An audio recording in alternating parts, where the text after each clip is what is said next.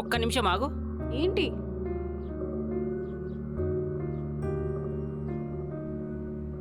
Sorry. దేనికి? ఈ ఫ్లాట్లోకి వచ్చిన కొత్తలో నేను చాలా మాట్లాడేసా, అందుకే సారీ చెప్తున్నా. 100 saris.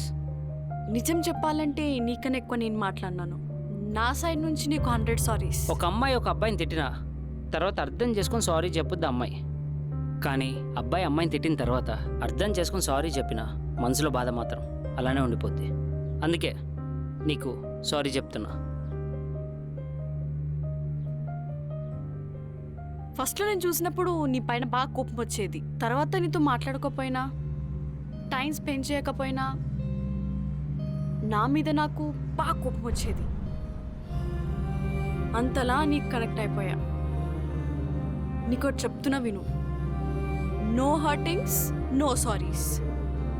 Something something. Thank you అర్థం చేసుకున్నందుకు. ఏంటి సంథింగ్ సంథింగ్? టైం వచ్చినప్పుడు చెప్తా, ఇప్పుడు కాదు.